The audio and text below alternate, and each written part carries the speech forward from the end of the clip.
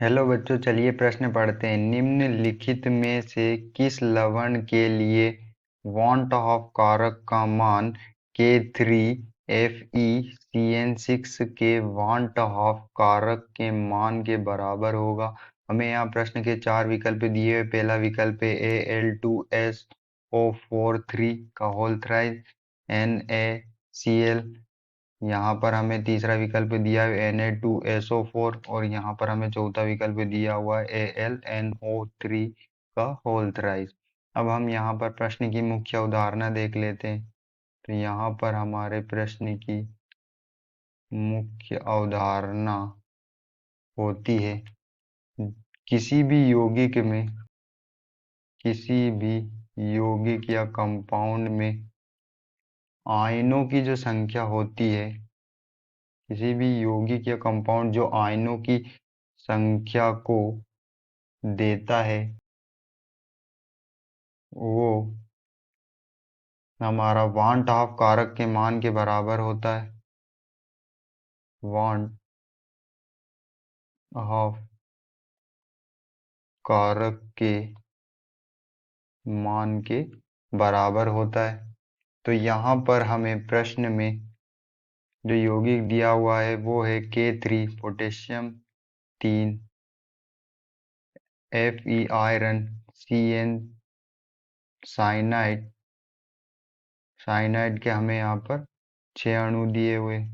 तो यहाँ पर जब हम इन्हें आयनों के रूप में व्यक्त करते हैं तो हमें यहाँ पर 3K+3 पोटेशियम और एक FeCN6-3 प्राप्त होगा। तो यहाँ से आप देख सकते हैं कि हमें 3 पोटेशियम आयन मिलते हैं और एक हमारा जो संकुल होता है, यहाँ हमारा एक आयन के बराबर होता है। यहाँ जो हमारा पूरा संकुल है वह जो एक आयन के बराबर होता है। तो यहाँ पर हमें कितने आयन प्राप्त हुए? 4 आयन यहाँ पर हमें प्राप्त हुए। तो जिस भी हमारे विकल्प में 4 आयन होंगे वही इस यौगिक के आयनों की संख्या के बराबर होगा और वही उसी का जो वांट ऑफ कारक है वो इसके मान के बराबर होगा। तो यहाँ पर हम अपने विकल्प चेक कर लेते। हमें पहला विकल्प दिया हुआ है, हमारा जो ए विकल्प है वो दिया हुआ है एल्यूमिनियम 2 सल्फेट का थ्राइड।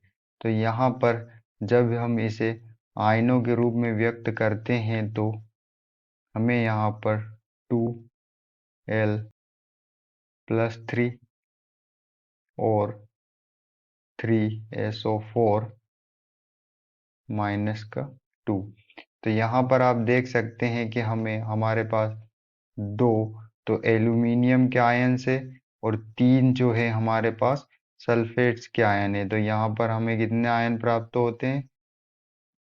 2+3 5 आयन्स प्राप्त होते हैं। कितने आयन प्राप्त होते हैं? 5। इसी तरह हम हमारा जो दूसरा ऑप्शन है बी, उसको चेक कर लेते हैं। हमारा दूसरा ऑप्शन बी क्या है?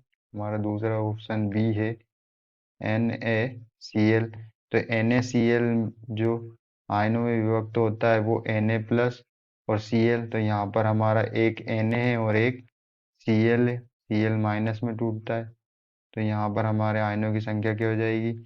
एक Na+ और एक Cl।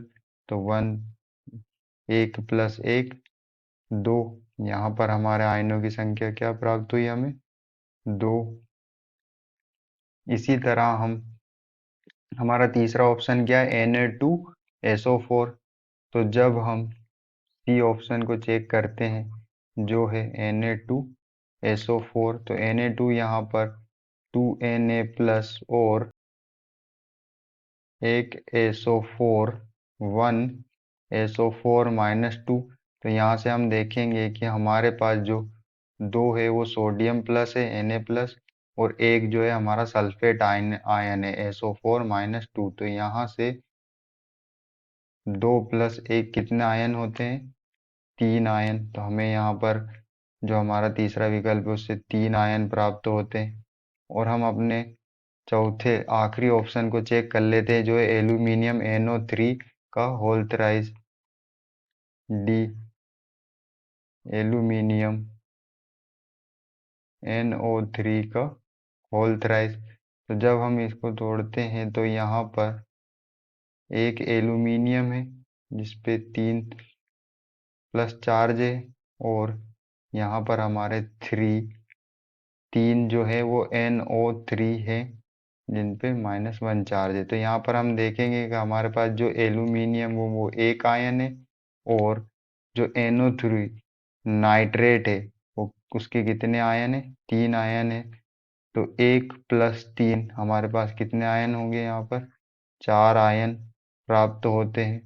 तो हम देखते हैं कि हमारा जो K3FeCN6 है उसमें आयनों की संख्या हमें कितनी प्राप्त होती है, 4 प्राप्त होती है।